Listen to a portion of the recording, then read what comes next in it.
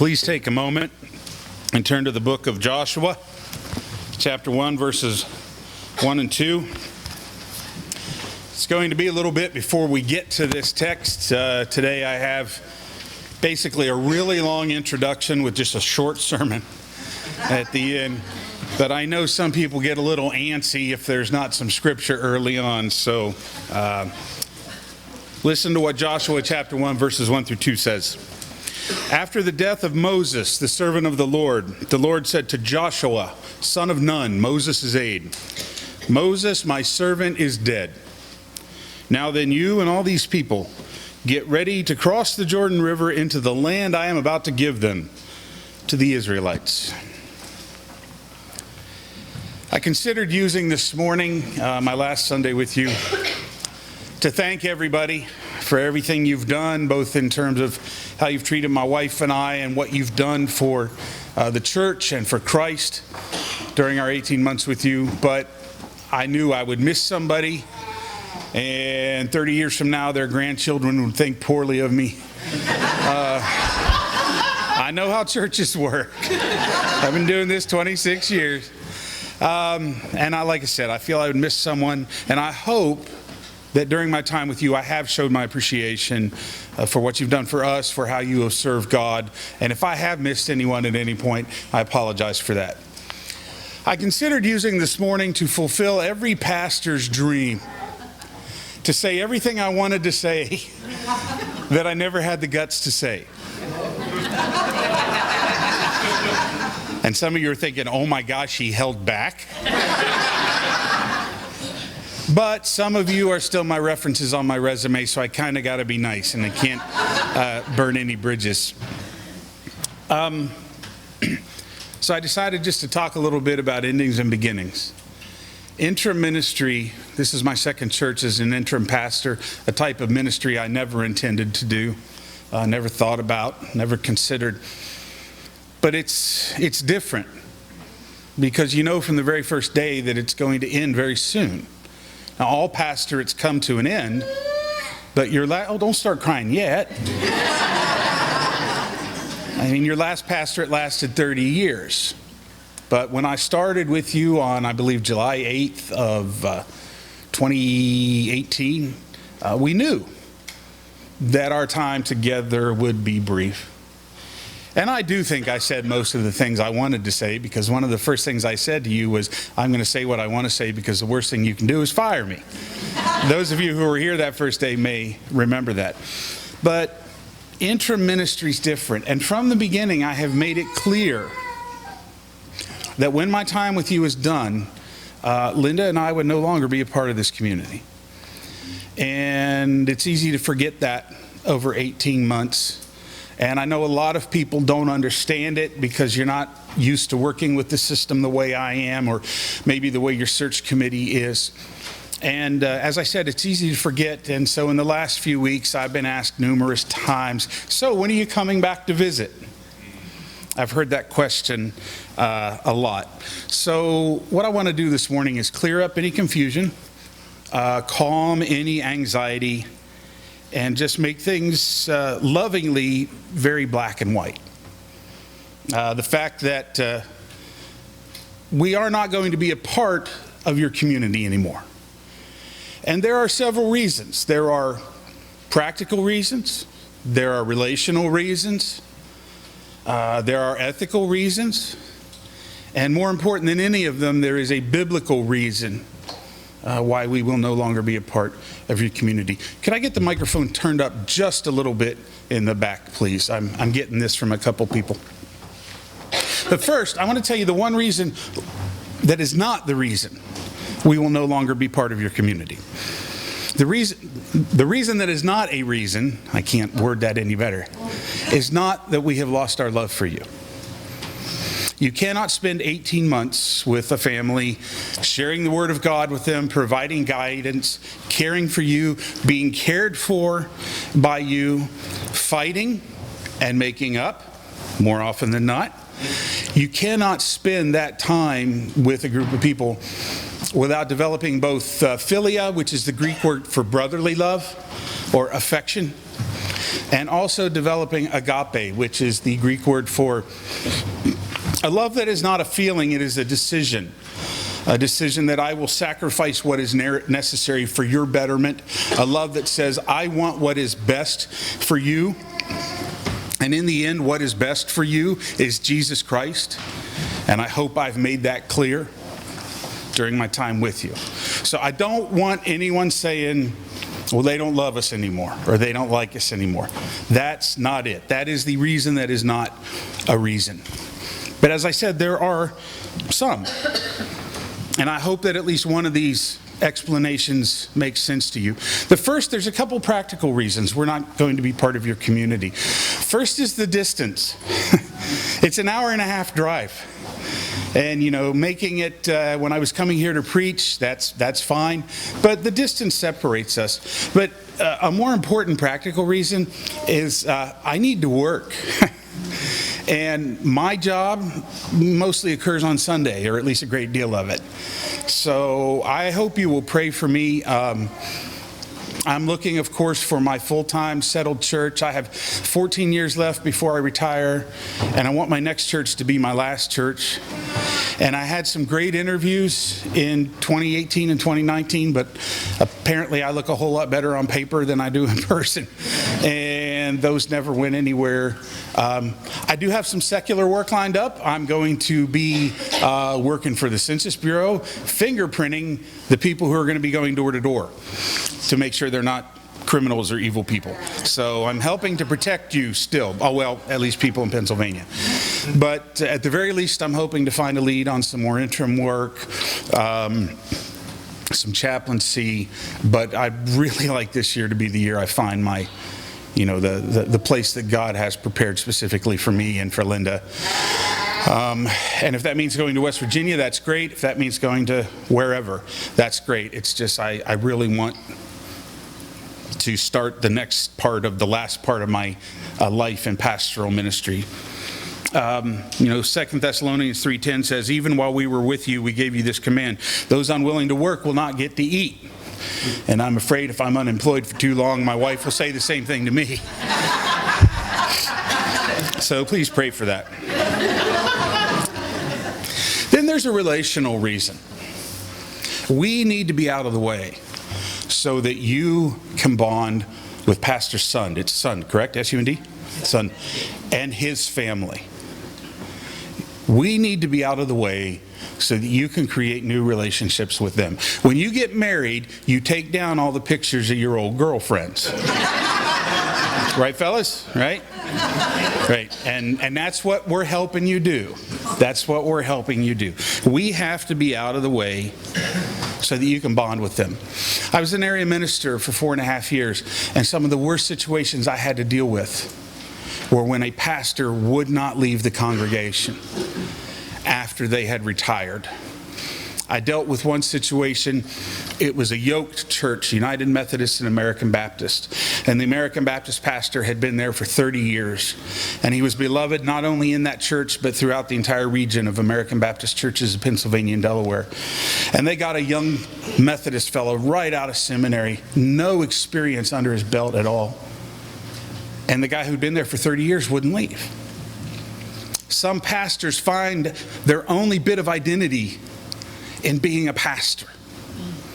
And leaving that church they've been at for 30 years means leaving all their friendships, except maybe some friends in the ministerium. I got to tell you, I do have a life outside of being a pastor. It may not be the life I want, but I do have other things that make me me. But it got so bad at this church that we had to have a meeting both with myself as the American Baptist representative and then the United Methodist District Superintendent, a fellow kind of equal to me in terms of judicatory responsibility. And we met with the church, and before that started, I was off to the side in the sanctuary talking to the pastor who'd been there 30 years, and he said, well, the problem is this kid is and then I'm not going to use the words he used, who doesn't give me the respect I deserve. Now, if this were to happen today, this was about 10 years ago, I was younger, still finding my way. If this happened this very day, I would say, no, you are and use those very same words, who isn't giving him the respect he deserves as the new pastor. Pastors need to separate from a church when we are no longer your pastor. The bonds that we have can get in the way of you forming new bonds with Pastor Sund and his wife and their children. Now, every pastor thinks they're going to be the one that this rule doesn't apply to. Every pastor thinks that I can be the one to stay in my church and not be a problem. Not going to happen. Every pastor that sticks around creates issues. And in fact, as your interim, Dave did a very wise thing. Not only did he leave the congregation, he moved a few states away. But had Dave stayed here, then part of my responsibility as an interim would have been to say, what you're doing is wrong. You're making it more difficult for this church to get ready for the future. And were we to be a consistent part of your community, eventually we would become a stumbling block to creating new relationships with your new pastor. Then there's a couple ethical reasons why we will not be part of your community, at least in the way we have been.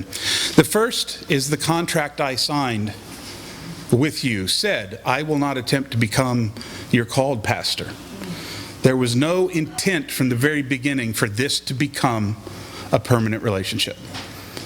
I made that clear to the search committee. They made that clear to me with the agreement that I signed. My ethics are very important to me.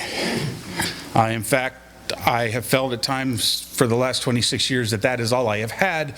And while as I have watched other pastors who have abused ethics and seem to get ahead, pastors who have been interims and taken advantage of that situation, and after signing the same contract I did, all of a sudden say, oh, God told me last night I'm supposed to be the pastor here. And I would lose that church because, nobody wants to go through the process if they got somebody willing to just step right in. But my ethics are very important to me. So along with signing that contract, I have at various times in my career signed what we call the Minister's Covenant Code of Ethics, Minister's Council Code of Ethics. The Minister's Council is a voluntary group of ministers within our denomination, and they have a statement of ethics. Now, no region can make a pastor sign that. No church can make a pastor sign it, but we highly recommend it. And if somebody would refuse to sign it, I would be very dubious and wonder what their issues were. But one of the clauses says, I will, upon my resignation or retirement, sever my ministerial leadership relations with my former constituents, and I will not make ministerial contacts in the field of another ministerial leader without his or her request or consent. This clause is included so that there is a warning built into the system. A warning for those pastors who will not or who cannot understand the need for separating. And by the way, this is not just stuff we have pulled out of the air over the years. There is a great deal of research done by the Alban Institute and other organizations that prove that a retired pastor, a leaving interim pastor who stayed behind, almost without fail, caused problems. So this is not anecdotal, this is scientific. This has been shown over and over again. And so signing this covenant and agreeing to this covenant committed me to leaving from the very beginning. Because, as I said, my ethics are very important to me. And one of my ethical commitments is when I am done as a leader of a congregation, I will sever my ties, my ministerial ties with that congregation. So this is what things will look like. I don't know when the sons officially arrive. I think somebody said they were going to be here tomorrow, but I don't know when they officially start. But this is what things are going to look like. Our friendship is going to continue, okay? You can call me, you can text me, you can message me, you can say things on Facebook, you can send me pictures of the new babies, you can call me to brag about your grandkids. If we ever happen to make it over this way, we can have lunch together. Okay, the friendship is going to continue. What will not continue is our pastoral relationship. In fact, I encourage you, those of you who for 18 months have insisted on calling me Pastor Rich, to simply start calling me Rich today. kind of a symbolic gesture of the new relationship we have. I am not going to provide pastoral counseling for you. I am not going to do weddings or funerals or infant dedications. And there's always the question, but what, and God forgive us, what if somebody passes tomorrow? What if something drastic happens in the next, 2 or 3 days? Well, you call Pastor Sund. You contact your new pastor. As close as we may be, funerals, weddings are a time that pastors and the people in their church can draw very close together. And your new pastor wants to love on you. And he wants to show you the love of God. And he wants to shepherd you and take care of you. So if something drastic happens, call Pastor Sund. Even if he is unpacking boxes that day, call Pastor Sund. We will attend weddings, funerals, with Pastor Sund's permission, and only with Pastor Sund's permission, if we are able to make it over this way. One thing I will not talk about with you if you call me is Pastor Sund. Unless you want to tell me how great he is. If you're looking for someone to complain to, don't call me. I will not have that conversation. I will change the topic. I will do everything short of being rude, and if that doesn't work, I will be rude. And we will not have that conversation. And at any time, if I'm invited to come back here for anything, if I have any questions at all about the appropriateness of my own actions, I will ask Pastor Sund. And I will submit to whatever he decides. Okay? So we will no longer have a pastoral relationship, but we still have friendships that I hope will continue. I really do hope they will continue. So that's the practical, the relational, and the ethical reasons why we're no longer going to be part of the community, but they all are subservient to the biblical reason. I want to read Joshua 1 and 2 again. After the death of Moses, the servant of the Lord said to Joshua, son of Nun, Moses' aide, Moses, my servant, is dead. Now then, you and all these people, get ready to cross the Jordan River into the land I am about to give them, to the Israelites. The biblical reason that we will no longer be a pastoral part of this community is because leadership transitions are part of God's plan for his people. God never intended for one person to be in one place forever. Maybe a really long time, but not forever. Different seasons call for different leaders. And sometimes the next steps call for new shoes. Now, I am not comparing myself to Moses, nor am I comparing Dr. Sund to Joshua, nor am I saying that this new phase in your ministry is going to be you finally crossing into that promised land that God has prepared for you. It was simply Moses' time to finish. Well, he was dead, had no choice. And Joshua's time to begin. Leadership transitions are part of God's plan for his people. Moses had a very specific calling to lead the people out of slavery in Egypt and through the desert to the promised land. He didn't want to do it. 80 plus years old, said he couldn't speak in public, but yet he finally submitted to the will of God. And he put up with a stumbling, grumbling, rebellious group of people for 40 years, doing the will of God. And one time got so mad that he did something God didn't tell him to do, and for that reason he wasn't allowed to see the promised land. But his specific calling was to get them through the desert.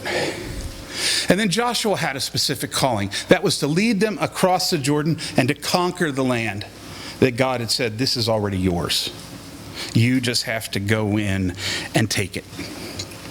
Joshua could not have done Moses' job. Joshua was a warrior. Moses could not do Joshua's job. Moses was not so much of a warrior, more perhaps a godly politician, a shepherd. Maybe that's a better word, a better biblical word. Moses was a shepherd. It was simply their times. And we're leaving today because it is my time to leave in God's plan. And the sons are arriving because it is time for them to arrive in God's plan. God wanted me here for a season. Now he wants them here for a season. So just to sum it up, and like I said, I could talk for an hour this morning and not say everything I want to say in terms of I love you and I thank you and I appreciate you and all that. But just to sum up what's said, there's practical reasons that we're not going to be part of the community. I got to work. There's relational reasons we don't want to get in the way of you developing relationships with the sons. There's an ethical reason. I am ethically committed to leaving a ministry situation when I'm done with it. But then there is the ultimate biblical reason that transitions like this, seasons of ministry, these are God's plan for his people. This was meant to happen. So long story short, I am no longer your pastor, but we will hopefully remain your friends. And for what it's worth coming from me, I do hope that this new season of ministry is the time that God has planned for you to cross the Jordan into whatever promised land of ministry he has in store for you. Amen. Amen.